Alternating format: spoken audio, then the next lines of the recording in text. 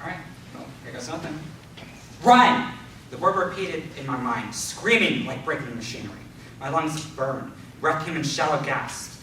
Blood roared in my ears. My heart beat too fast, thumping too close to my ribs. My bare feet pounded the earth in a zigzagging path. Twigs snapped, and leaves rustled in my mad dash to freedom. Howls pierced the night. Sirens blared. Jeers and curses followed me.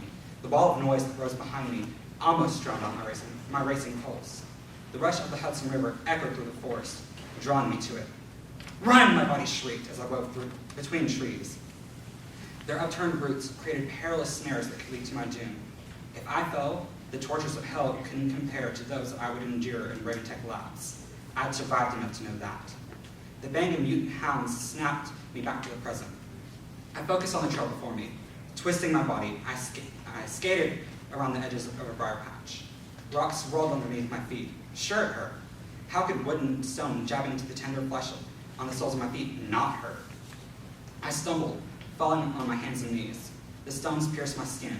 I righted myself, then took off again. I needed to navigate this obstacle course that nature had wrought. It was my only escape route. The sharp bark told me that the mutts had scented me. The distance between the hounds and I grew smaller. I pushed harder. I needed to reach a break in the trees. The hounds trailing me were as relentless as demons. They looked at two grotesque combinations of dog breeds that formed a hellish kennel. The author of that kennel was a mongrel my father had named Anubis. Anubis was the first of my father's genetic mutations. Half jackal, half rottweiler, the two matched breeds fought with each other for bodily dominance.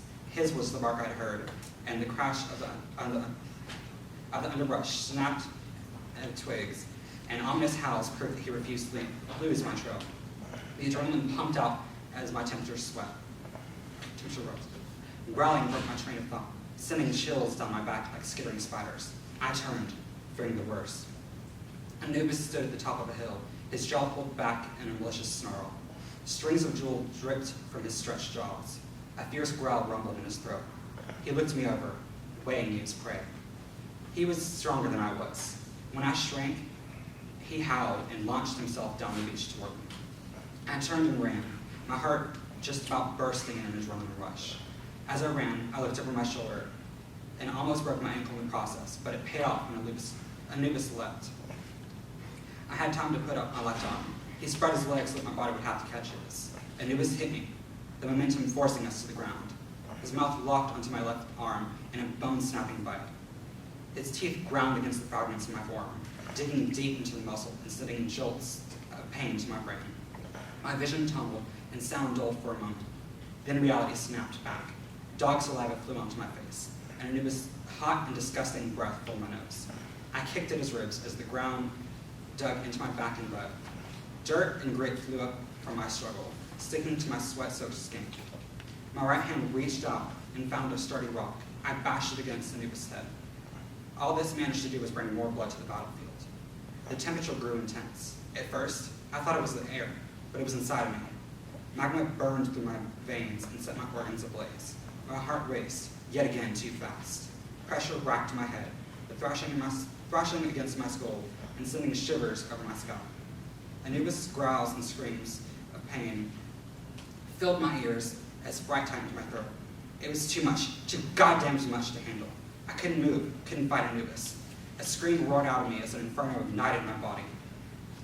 The sweat coating me steamed, hot and burning, and my skin burst into flames. Scrubs burned away, leaving unblemished skin beneath. Anubis yelped and leapt away. I scrambled to my feet, holding my broken arm as still as possible. I'd cast fire, but never like this. What I'd done before was harmless. This could set the entire state ablaze. The beast howled. Rage burned in his eyes, as if my hurting him were impossible. He circled me. I turned, keeping him within my sights.